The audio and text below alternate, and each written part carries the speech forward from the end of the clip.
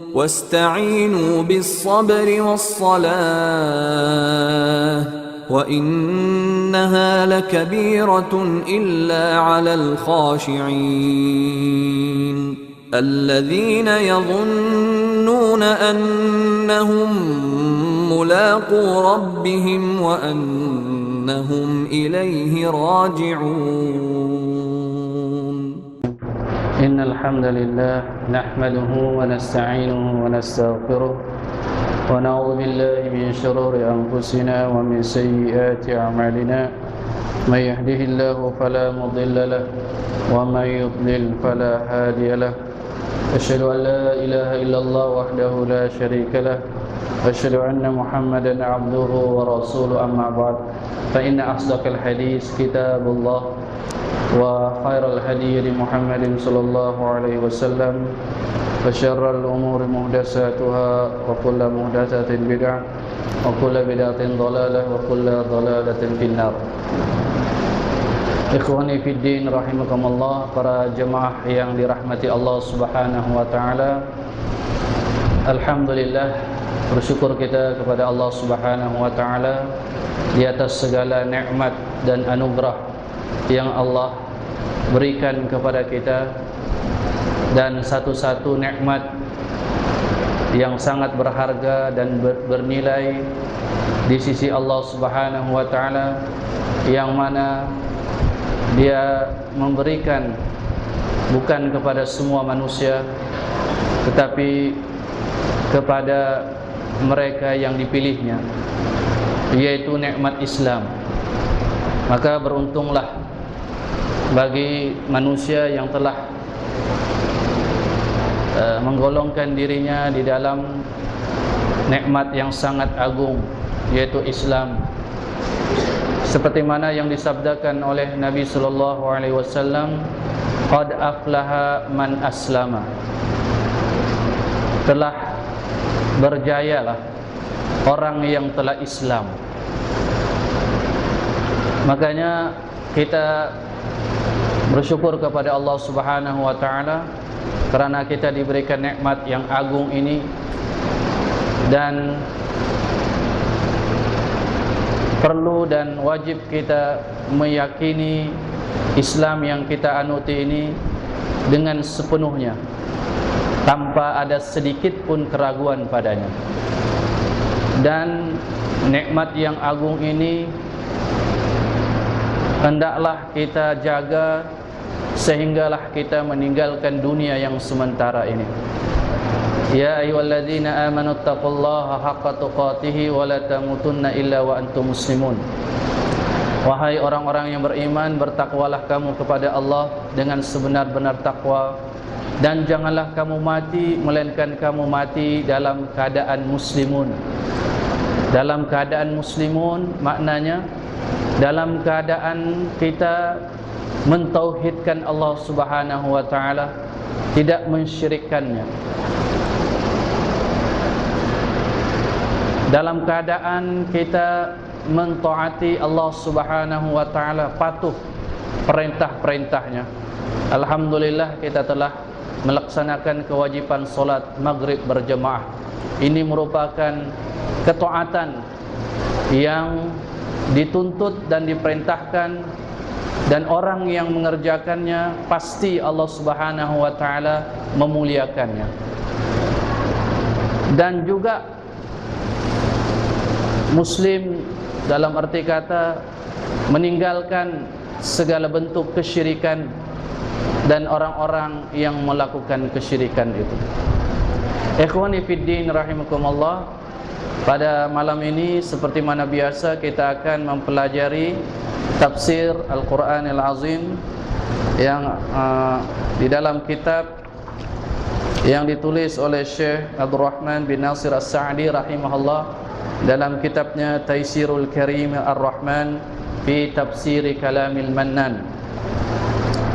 Pada malam ini kita akan menyambung kembali ayat-ayat di dalam surah Al-Baqarah, yaitu ayat 45 dan seterusnya.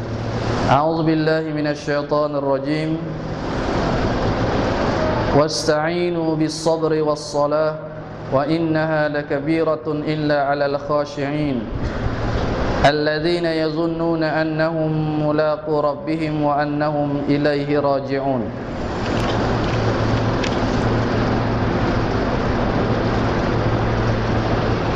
Ayat yang kita bacakan tadi, yang terjemahannya ialah dan mintalah pertolongan yakni kepada Allah dengan cara bersabar dan juga dengan cara mengerjakan solat. Dan sesungguhnya solat itu merupakan perkara yang berat kecuali bagi orang-orang yang khusyuk. Kita lihat apa yang disyarahkan oleh Syekh Abdul Rahman As-Sa'di rahimahullah di dalam kitabnya ini. Dia menyatakan amarahumullahu ayyasta'inu fi umurihim kulliha bis-sabri bi jami' anwa'iha. Melalui ayat yang mulia ini, kata beliau rahimahullah, Allah Subhanahu wa taala memerintahkan mereka, yaitu orang-orang yang beriman, agar mereka memohon pertolongan, meminta pertolongan dalam semua urusan mereka, tidak terkecuali urusan itu besar ataupun kecil, urusan dunia dan juga urusan akhirat. Kalau kita lihat sebentar tadi kita solat maghrib, kita membaca surah Al-Fatihah. Di dalam surah Al-Fatihah itu kita baca iyyaka na'budu wa iyyaka nasta'in. Hanya kepadamu ya Allah kami beribadah, yakni tidak kepada yang lain, dan hanya kepadamu ya Allah kami memohon pertolongan. Karena di dalam solat pun ada gangguan, ada cabaran di dalam melakukan ibadah, sehingga ada di kalangan al-musallin, orang-orang yang solat, ganjaran dan pahalanya berbeza-beza di antara satu dengan yang lain. Yang sedikit ataupun tidak sempurna pahalanya, tentulah ada gangguan, ada cabaran. Maka kita diperintahkan untuk memohon pertolongan hatta ketika kita mendekatkan diri kita kepada Allah, hatta ketika kita mengerjakan solat, bermunajat di hadapan Allah Subhanahu wa taala pun kita dikehendaki untuk membaca iyyaka na'budu wa iyyaka nasta'in sebagai kita memohon pertolongan kepada Allah. Apalagi hal-hal di luar solat, ketika kita berada di pasar, di pejabat, di jalan, di rumah, dan di mana-mana pun, maka isti'anah, memohon pertolongan kepada Allah mesti kita lakukan. Makanya Nabi SAW pernah menasihati yang ketika itu dia berusia masih kecil, yaitu Ibnu Abbas radhiyallahu anhuma. Dia menyatakan Nabi SAW mengajarkan beberapa kalimat. Di antaranya Nabi menyatakan kepadanya ihfazillah yahfazka, ihfazillah tajidhu tujahaka, wa idza sa'alta fas'alillah, wa idza sta'anta fasta'in billah. Ingatlah Allah, niscaya Allah mengingatimu. Maknanya mengingat Allah ini dengan tunduk dan patuh, melaksanakan suruhan dan meninggalkan larangannya. Itu cara kita mengingati Allah. Di antaranya juga zikrullah itu mengingati Allah dengan cara kita mengerjakan perintah Allah, seperti ibadat solat yang kita kerjakan sebentar tadi. Bahkan yang merupakan zikrullah yang sangat agung. Zikrullah yang sangat agung yaitu mengingati Allah Subhanahu wa taala. Kemudian juga dimaksudkan juga zikrullah di situ diantaranya ialah mempelajari ilmu agama seperti mana yang kita duduk pada saat ini. Berarti kita sedang mengingati Allah Subhanahu wa taala dengan mempelajari ayat-ayatnya yang mulia, dengan mempelajari hadis-hadis Rasulnya yang sahih. Maka itu merupakan bentuk bagaimana kita mengingati Allah, zikrullah. Maka pasti Allah akan mengingatimu. Dalam arti kata Allah memelihara, menjaga dari melakukan perkara-perkara yang berbahaya dan juga daripada perlakuan ataupun perbuatan-perbuatan dosa dan maksiat. Allah menjaga. Dan apabila engkau dan ingatlah Allah, maka Allah akan berada di hadapanmu ataupun bersama denganmu. Maknanya Allah senantiasa mengawasimu, mengawasi dan memerhatikan serta menolong, membantu. Kemudian apabila engkau meminta kepada Allah, mintalah kepada Allah. Wa idza sta'anta fasta'in billah. Dan apabila engkau memohon pertolongan, maka pohonlah pertolongan itu kepada Allah Subhanahu wa taala. Jadi isti'anah ini sangat diperlukan. Kita tidak boleh menganggap diri kita ini sudah sempurna. Tidak perlulah kita memohon pertolongan kepada Allah. Ini perkara yang amat salah. Sebaliknya kita diperintahkan dan senantiasa diperintahkan oleh Allah untuk beristi'anah kepadanya, memohon pertolongan kepadanya. Dan sesuatu yang paling dibenci oleh Allah Subhanahu wa taala apabila seseorang itu memohon pertolongan, misalnya dia memohon sesuatu hajat tetapi ditujukannya kepada selain Allah. Berarti dia mensyirikkan Allah Subhanahu wa taala. Maka ini yang sangat dibenci oleh Allah Subhanahu wa taala. Dalam semua perkara hendaklah mereka memohon pertolongan kepada Allah dalam segala urusan. Tidak terkecuali yang besar ataupun yang kecil. Ketika bersama dengan orang lain ataupun bersendirian, di mana-mana pun, semuanya itu maka mereka mestilah memohon pertolongan kepada Allah. Dan Allah memberikan cara bagaimana kita memohon pertolongan kepadanya. Caranya disebutkan di dalam ayat ini bis-sabri, yaitu dengan cara bersabar. Cara kita memohon pertolongan kepada Allah yaitu bis-sabri, dengan bersabar, bijami anwa'ihi, bi anwa'ihi, dengan semua bentuk kesabaran itu. Jadi kesabaran ini ada 3 bentuk, seperti mana yang dinyatakan oleh Syekh rahimahullah. Yang pertama dinyatakan di sini ialah wa huwa sabru ala ta'atillah hatta yu'addiyaha. Yang pertama adalah sabar dalam mentaati Allah sehingga dia melaksanakan ketaatan itu. Jadi apabila seseorang itu sabar, melangkah kakinya ke masjid, berwudu, solat berjemaah, maknanya dia sabar di dalam melaksanakan solat dan kewajipan-kewajipan yang lain. Itu dalam rangka mentaati Allah Subhanahu wa taala. Kerana ramai di kalangan manusia yang tidak sabar, sehingga dia tidak dapat mentaati Allah. Makanya sabar ini sangat diperlukan di dalam semua keadaan, apalagi dalam rangka kita mentaati ataupun mendekatkan diri kita kepada Allah Subhanahu wa taala.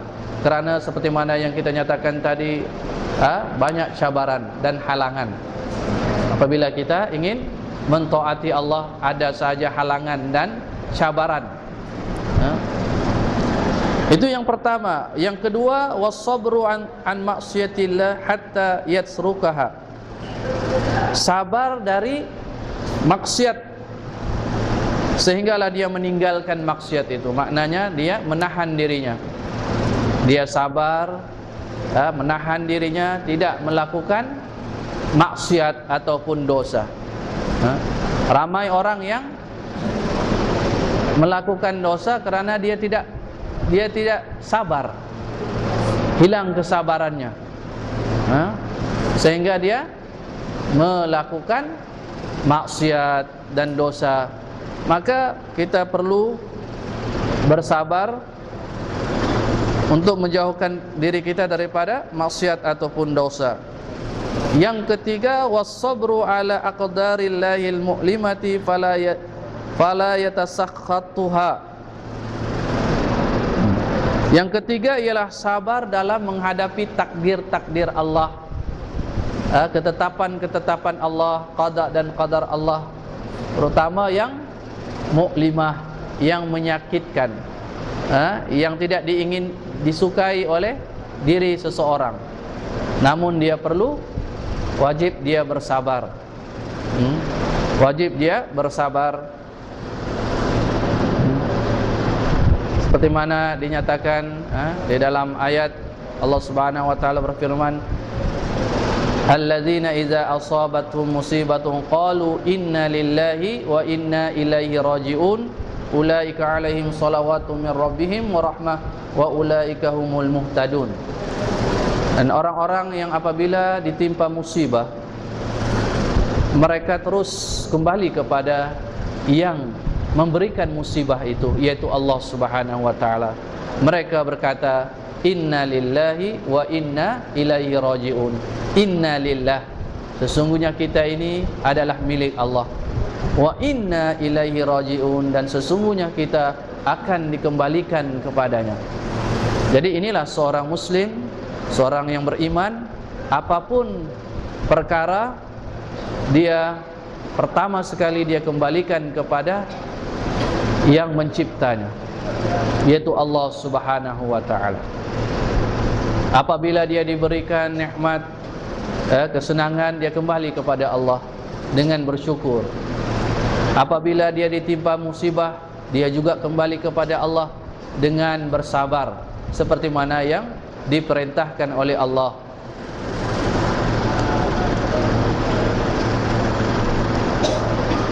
Fabis-sabri wa habsin nafsi ala ma amara Allahu bis-sabri alaihi ma'unatun azimatun ala kulli amrin minal umur. Maka dengan bersabar dan menahan diri atas apa-apa yang diperintahkan oleh Allah, dengan bersabar, ia menjadi ma'unah.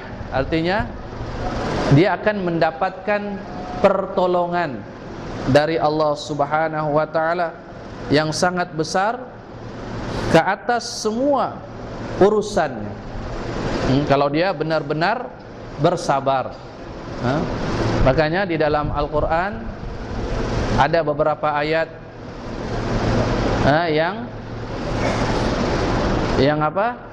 yang memerintahkan seseorang itu untuk bersabar. Wasta'inu bis-sabri was-shalah.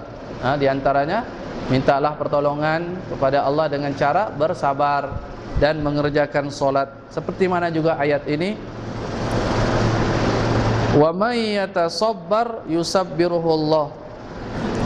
Sesiapa yang berusaha untuk bersabar, sabar ini bukan datang begitu saja, perlu diusahakan, perlu diwujudkan kesabaran ini. Dia bukan datang begitu saja, dia perlu diwujudkan. Artinya perlu diri ini dididik dengan kesabaran. Yusabbiruhullah, maka Allah akan memberikannya kesabaran. Maknanya kesabaran ini perlu dilakukan. Kerana kesabaran ini bukanlah datang begitu sahaja, tanpa ada usaha. Apabila seseorang itu telah mendidik jiwanya dengan bersabar, maka Allah Subhanahu wa taala menjadikan dia orang yang sabar. Berarti apabila orang itu tidak berusaha untuk menjadikan dirinya sabar, maka Allah tidak akan menjadikan orang itu orang yang sabar. Nah, maka perlu ada usaha, perlu ada kesungguhan. Contohnya apabila ditimpa kesakitan, maka perlu diwujudkan kesabaran ketika itu. Dengan apa? Dengan menahan diri. Menahan diri dari mengucapkan kata-kata yang tidak baik. Menahan diri dari melakukan tindakan yang tidak disukai ataupun tidak diredai oleh Allah Subhanahu wa taala. Dahulu ketika di zaman jahiliyah, ketika ada kematian, maka biasanya terutama kaum wanita, dia mengoyak bajunya, pakaian, meratap, meratap ataupun memukul pipi, memukul pipi, ataupun mereka mengucapkan kata-kata yang tidak baik. Jadi apabila datang Islam, maka perkara-perkara ini diharamkan, tidak dibolehkan. Kerana semuanya itu tidak mendidik seseorang itu untuk menjadi orang yang bersabar. Sebaliknya apabila dia menahan dirinya dari perkara-perkara itu, maka barulah Allah memberikan dia kesabaran. Apabila dia menghadapi musibah seperti itu, dia menahan dirinya, menahan lidahnya, menahan tindak tanduknya, dan berserah sepenuhnya kepada Allah Subhanahu wa taala, maka barulah Allah Subhanahu wa taala memberikan kesabaran, menjadikan dia orang yang sabar.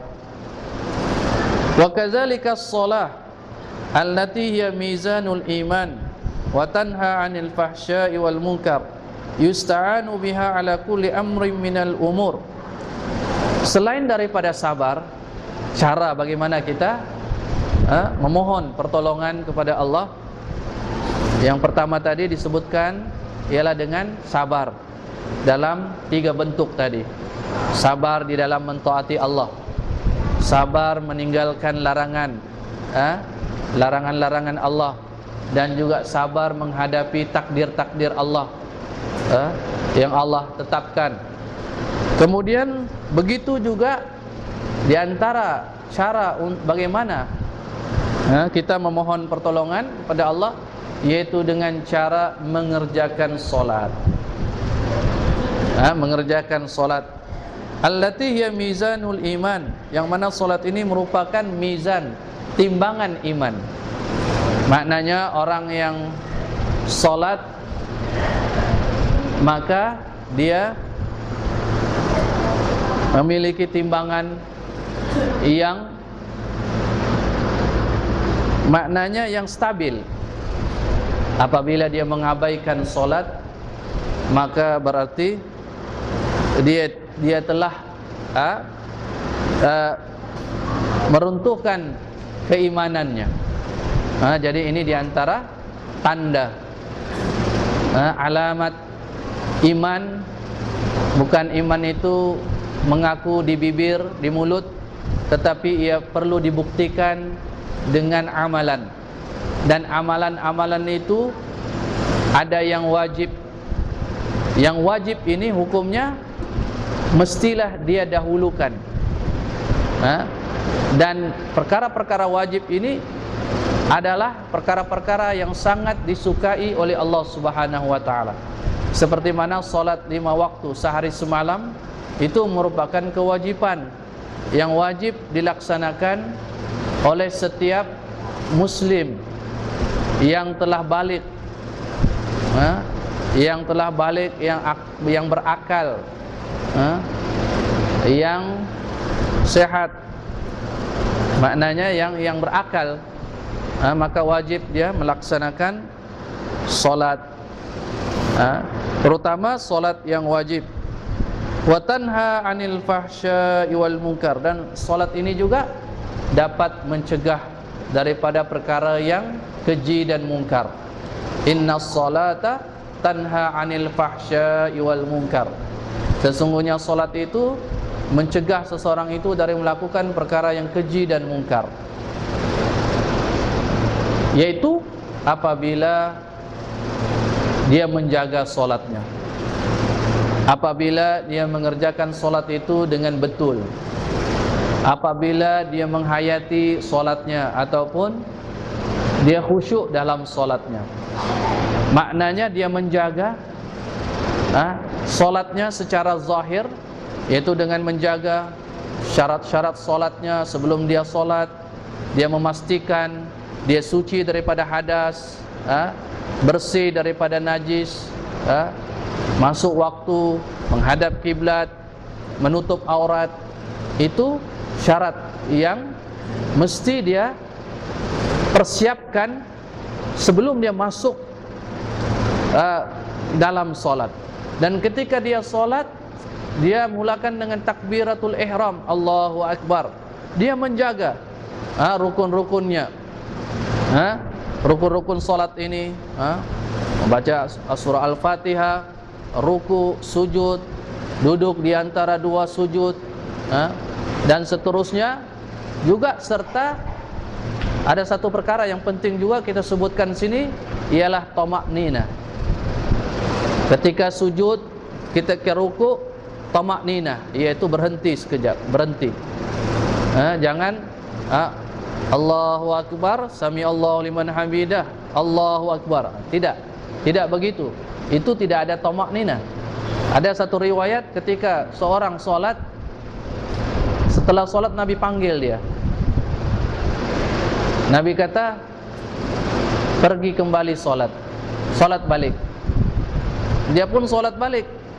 Kemudian selesai solat, Nabi panggil dia, solat balik. Dia pun solat. Akhirnya Nabi mengajarkan, Nabi mengajarkan solat yang betul, yaitu dengan diantaranya tamaknina. Dan janganlah engkau rukuk sehingga engkau, artinya betul-betul rukuk, artinya dengan tamaknina. Jangan istilahnya cepat. Jadi dia memerhatikan solatnya secara zahir dan juga secara batin, khusyuk dia dalam solat. Dia benar-benar menumpukan fikirannya, betul-betul dia tumpukannya kepada Allah, tidak kepada pikiran hayalan-hayalan yang lain. Dia khusyuk di dalam solatnya. Maka dengan solat yang seperti itu, maka sudah tentu solatnya itu dapat membantu dia daripada melakukan perkara yang keji dan mungkar. Karena solat itu mencegah seseorang itu dari melakukan perkara yang keji dan mungkar. Dan ini perlu kita yakini. Dalam arti kata, solat yang dilakukan itu adalah solat yang betul lah. Jangan solat main-main, atau solat istilahnya pak turut, ikut-ikut saja. Dia mesti menghayati solatnya, dia mesti mengetahui solatnya itu. Makanya Nabi SAW pernah bersabda, seperti mana yang diriwayatkan oleh Al-Bukhari, "Shallu kama ra'aitumuni usolli." Solatlah kamu seperti mana kamu melihat aku solat. Tidak disebutkan situ, solatlah kamu seperti mana kamu melihat si fulan itu solat, si ustadz itu solat. Tidak. Solatlah kamu seperti mana kamu melihat aku solat, melihat Rasulullah SAW solat. Dan perkara ibadat ini telah diajarkan oleh Nabi SAW. Apalagi ibadat yang dilakukan setiap hari, setiap waktu. Makanya perkara-perkara seperti ini perlu kita ambil perhatian, perlu kita mengetahui dengan sebaik-baiknya tentang ibadah kita. Ikhwani fiddin rahimakumullah. Yusta'anu biha ala kulli amri minal umur. Ia dapat, solat ini dapat dijadikan sebagai cara bagaimana kita dengan solat itu kita dapat pertolongan dari Allah Subhanahu wa taala. Pertolongan dari Allah Subhanahu wa taala. Dalam segala urusan, perkara yang kita nyatakan di sini juga ialah apapun perkara yang dilakukan, yang kita lakukan tidak ada gunanya, tidak ada nilainya kalau ia tidak mendapat keberkatan dari Allah Subhanahu wa taala. Yang penting adalah keredaan dari Allah Subhanahu wa taala, bahwa apa yang kita lakukan itu dia restui ataupun dia redai. Kerana ada di kalangan manusia, bahkan ramai, Allah berikan juga kekayaan, kemewahan, kesenangan, kesehatan. Allah beri juga atas dasar keadilan Allah,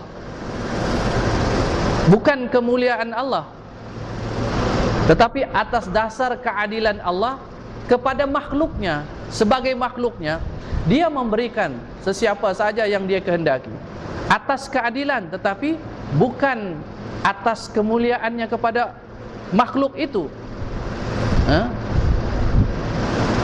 Orang-orang yang tidak beriman, Allah berikan mereka kehidupan, tetapi adakah Allah redha amalan mereka, kekufuran mereka, kesyirikan mereka? Allah amat-amat membenci. Allah amat murka ke atas perbuatan mereka itu, mensyirikan Allah, kufur kepada Allah Subhanahu wa taala, tidak beriman kepada ajaran Allah, tidak beriman kepada hari kiamat dan perkara-perkara yang mereka ingkari. Maka Allah memberikan juga kehidupan. Bukan bermakna Allah Subhanahu wa taala dengan kehidupan yang Allah berikan kepada mereka itu suatu kemuliaan, tetapi menambahkan dosa. Wala yahsabanna allazina kafaru annama numli lahum khaira annama numli lahum khairan li anfusihim. Yang mana lebih kurang dia punya arti, janganlah mereka menyangka, yaitu orang-orang kafir, kami tangguhkan mereka masih diberikan kehidupan, kami berikan mereka kesenangan, kemewahan. Jangan mereka menyangka bahwa itu kebaikan bagi dirinya.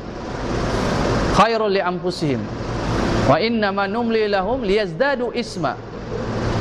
Tetapi yang sebenarnya kami memberikan kepada mereka perkara-perkara itu yang mereka suka itu untuk menambahkan dosa kepada mereka. Untuk menambahkan liyazdadu, untuk kami tambahkan dosa ke atas mereka. Jadi yang perlu dilakukan oleh setiap umat manusia itu melakukan perkara-perkara yang hanya dibenarkan oleh penciptanya, yaitu Allah Subhanahu wa taala. Dan perkara yang pertama yang Allah inginkan ialah agar manusia ini mengesahkan Dia, mentauhidkan Allah, tidak menduakan Allah ataupun mensyirikkan Allah. Dan apabila seseorang itu membebaskan dirinya dari segala sembahan kecuali kepada Allah, maka dia adalah manusia yang tenang, yang tentram jiwanya, yang damai jiwanya. Kerana selain Allah itu semuanya makhluk, tidak ada kuasa, tidak ada power kecuali Allah Subhanahu wa taala yang dia sembah, yang dia ibadahi. Berarti dia menjadi manusia yang tenang, yang tenteram. Contohnya, kalau ada dia mempunyai pekerjaan ini, dia mempunyai lebih daripada seorang bos, 2 orang, 3 orang. Yang bos yang pertama nih mengarahkan dia begini, yang bos yang kedua mengarahkan lain pula, yang ketiga status bos itu sama. Misalnya manajer, semua manajer, manajer semua, tapi bukan satu manajer, tapi lebih dari pada satu, kadang-kadang 2, 3. Jadi seorang manajer ini mengarahkan dia ini, yang satu berbeza pula, yang satu berbeza pula, pening kepala dia. Tapi kalau dia ada bos satu saja, manajer satu saja, dia tidak pening kepala, dia terarah, tidak ditarik sana, tidak ditarik ke sini, dia terarah. Begitu juga Allah Subhanahu wa taala menginginkan manusia ini agar beribadah hanya kepadanya, tidak kepada selainnya, karena yang selainnya itu makhluk di bawah kekuasaannya. Hatta malaikat, hatta nabi-nabi, rasul-rasul, orang-orang yang solehin, mereka tidak ada sedikit pun kuasa untuk mencipta, untuk mengatur alam ini, untuk mematikan, menghidupkan, dan menurunkan rezeki dan sebagainya. Yang perkara-perkara itu tidak mampu dilakukan oleh apapun makhluk kecuali Allah. Maka layaklah Allah itu hanya satu-satunya dia diibadahi, disembah. Ikhwani fiddin rahimakumullah, kembali kita kepada solat ini. Di dalam tafsir ini dinyatakan, wa innaha ay as-shalah, sesungguhnya solat itu lakabiratun ay syaqqa, memang perkara yang kabira, maknanya syaqqa, yang payah, yang sulit. Illa alal khashiin, kecuali yang tidak sulit apa? Bagi orang-orang yang khashiin, yang khusyuk, yang khusyuk. Fa innaha sahlatun alaihim khafifatun. Maka solat itu mudah bagi mereka dan ringan bagi mereka, yaitu bagi siapa? Orang-orang yang khusyuk, orang-orang yang menghadirkan hatinya kepada Allah, orang yang benar-benar menumpukan perhatian dan fokus solatnya itu, tidak mengalihkan pandangannya, pemikirannya kepada yang lain selain solat yang sedang dikerjakannya. Orang-orang yang khusyuk, li'annal khusyu'a wa khasyatullah wa raja'a ma 'indahu yujibu lahu fi'luha. Kerana khusyuk ini dan takutkan Allah dan mengharapkan apa yang ada di sisi Allah, mewajibkan dia untuk melakukan solat itu dengan senang, sebab dia takut Allah. Apabila dia takut Allah, maka dia memerhatikan solatnya, tidak lalai dalam mengerjakan ibadat, tidak main-main, ataupun istilahnya ala kadar saja, ataupun maknanya cukup rasa saja, tetapi dia senantiasa menjaga solatnya, terutama juga menjaga waktu solat itu, tidak suka melewat-lewatkan solat. Dia menjaga waktu kerana dia yakin ada ganjaran, ada habuan dari Allah yang sangat besar.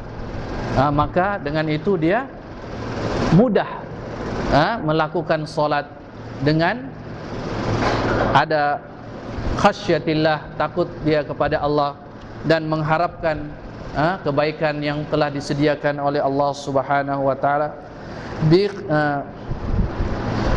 Munsyarihan sadrahu litaraqubu lis-sawab, dan lapang dadanya untuk menerima ataupun lapang dadanya untuk menerima ataupun memerhatikan tentang janji-janji Allah, yaitu sawab pahala yang dijanjikan oleh Allah Subhanahu wa taala. Maka ini adalah mendorong. Kalau dalam urusan dunia pun, kalau kita kerja mesti kita mau hasilnya. Kalau kita bisnis, kita mesti juga mau untung. Kalau kita kerja, kita mesti juga mau upah, mau gaji. Itu perkara dunia. Dan perkara yang lebih besar daripada itu, perkara agama. Allah Subhanahu wa taala menyediakan lebih banyak daripada apa yang kita amalkan. Berbeza dengan apa yang kita lakukan, urusan-urusan duniawi, mungkin dapat pun, mungkin banyak sedikit, banyak sikit, ataupun cukup-cukup, ataupun kurang lagi. Tetapi Allah Subhanahu wa taala memberikan lebih dan lebih. Satu kebaikan dibalas dengan 10 kebaikan. Itu paling kurang, dan akan dilipat gandakan lagi. Dan sebaliknya, satu kejahatan hanya dibalas satu kejahatan, satu dosa sahaja. Ini rahmat Allah Subhanahu wa taala kepada kita. Wa khasyatuhu minal iqab, dan takutnya daripada azab Allah Subhanahu wa taala, maka mendorong dia untuk betul-betul melakukan solat, khusyuk melakukan solat. Dengan itu tidak ada keberatan dia untuk melakukan solat, ringan sahaja, kerana dia memikirkan hal-hal seperti itu. Dia takut kalau dia tidak mengerjakan solat ataupun dia tidak betul solatnya, maka dia mendapat azab, dosa dari Allah Subhanahu wa taala. Oleh kerana itu dia senantiasa memperelokkan ibadatnya, bukan saja solat tetapi amalan-amalan yang lain pun memperelokkan dari semasa ke semasa, memperbaiki, menambah baik, memperelokkan ibadatnya itu. Bi khilafi man lam yakun kadzalik fa innahu la da'iya lahu yad'uhu ilaiha wa idza fa'ala sarat min athqalil asya'i alai. Berbeza mereka yang tidak khusyuk,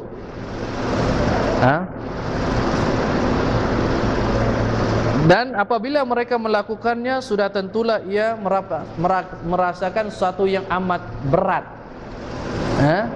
amat berat, yaitu orang-orang yang tidak khusyuk.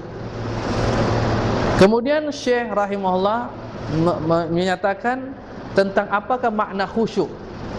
Wal khusyuk khudu'ul qalbi wa tama'ninatu wa sukunu lillahi ta'ala wa inkisaru baina yadai zullan wa iftiqaran wa imanan bihi wa biliqaihi. Khusyuk itu ialah menundukkan hati, yakni kepada Allah, menundukkan hati, dan wa tama'ninatuhu wa sukunu lillahi, menundukkan hati dan menenangkan dan mententeramkan hati kepada Allah. Dan wangkisari baina yadaihi, maknanya menjadikan dirinya itu hina dan amat memerlukan Allah Subhanahu wa taala. Jadi inilah perkara yang perlu dizahirkan oleh orang yang melakukan solat. Waftiqaran wa imanan bihi wa biliqai, dan beriman kepada Allah dan beriman akan bertemu dengan Allah Subhanahu wa taala di hari akhirat kelak. Jadi ini adalah pengertian khusyuk. Jam berapa sudah? Sudah kan? Baik, jadi itulah yang dapat kita sampaikan kuliah tafsir kita pada malam ini.